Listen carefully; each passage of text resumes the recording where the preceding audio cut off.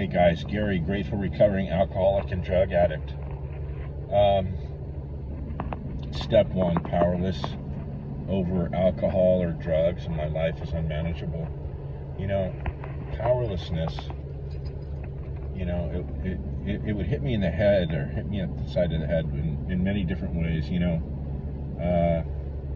Realizing you're powerless over alcohol and drugs.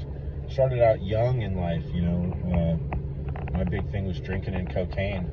I remember I had one week I had 3 court dates in one day scheduled with my mom. And my mom was so pissed, right? Because I don't remember what they were for, but it was just like reckless driving and open container. And I don't know what, just stupid shit, right, that you do. And 3 different court dates at 3 different courthouses. And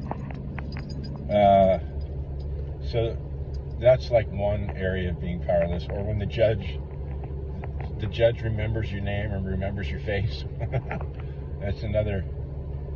You know you're powerless over alcohol and drugs when you walk into a courtroom and the judge is like, Gary. The judges knew me by they at least knew my face, and some of them knew my name. Other areas of powerlessness. You know, I used to wake up, or not wake up. I used to stay up all night, and I'd stay up all night long, and you know, I'll tweak out on cocaine. And I remember watching this guy. Like 5 in the morning, 6 in the morning, sun's coming up. I'm looking out the fucking windows, right? And I would watch this guy running up the street, and or running down the street, right? And he was all buffed out, real good looking guy. And then like an hour later, he'd be running backwards up the street, right? And I would look out the window and I would think, I want to be that guy, right? And I knew, like, in my heart, I couldn't be that guy because I was owned by alcohol and drugs.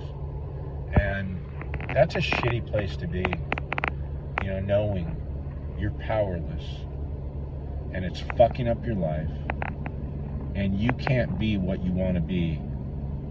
You can't show up at work on time. You can't be consistent at work. You can't show up at the gym on time. You can't be consistent at the gym.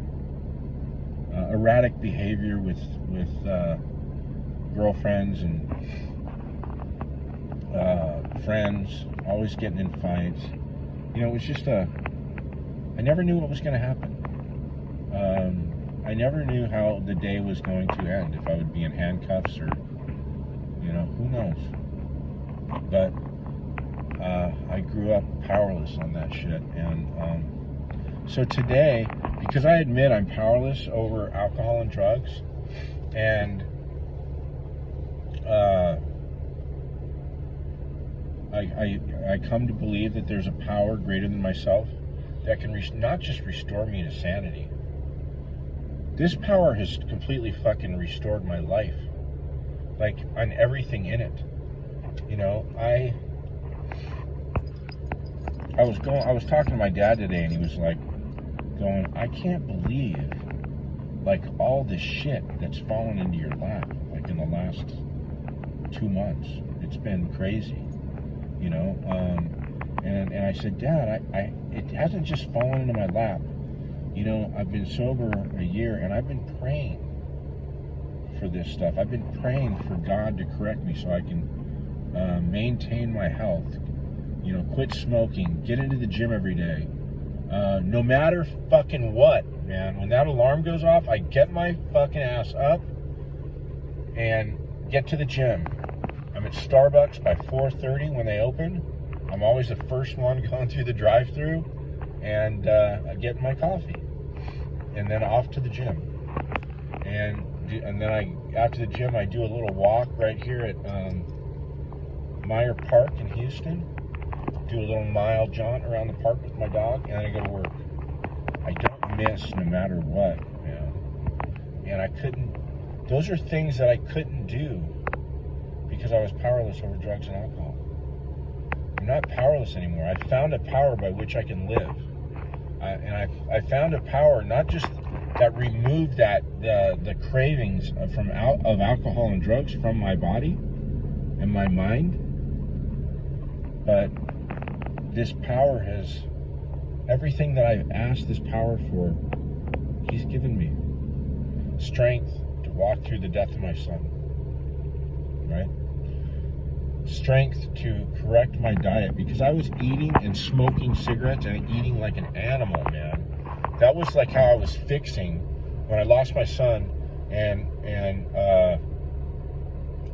I wasn't using drugs, but I needed something, right? So smoking and eating. Just went to food and cigarettes, and I put that shit down like 3 or 4 months ago, and corrected the diet.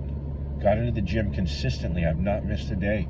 And it's not to say, I'm not tooting my own horn going, look how fucking cool I am. I'm telling you guys this because there is a power, if you haven't found it, by which we can actually live and function and have a normal, productive, awesome life.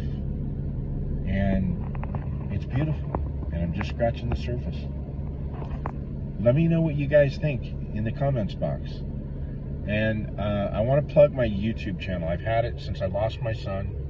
I started it like a week after I lost my son. The day I lost my son, I made a video. And I said, I'm going to show you guys how powerful God is. I won't drink or use through this. And I didn't. So go to my YouTube channel, Sobriety and the 5-Day God Challenge.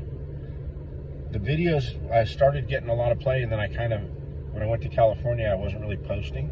So my channel went kind of downhill. Go on there, subscribe, please. Subscribe, hit the like button on some of the videos. And the very first video is the day I started the channel, is the day I lost my son. So I didn't know shit about any of the social media stuff. I'd never made a video before. And I made a video, I vowed to my son that I would try to help people, make people fentanyl aware, try to help people in sobriety, and that I would stay sober. So I'm just kind of keeping my word to my son. It's like living amends. So support me, you guys, and thank you. Thank you for all your comments.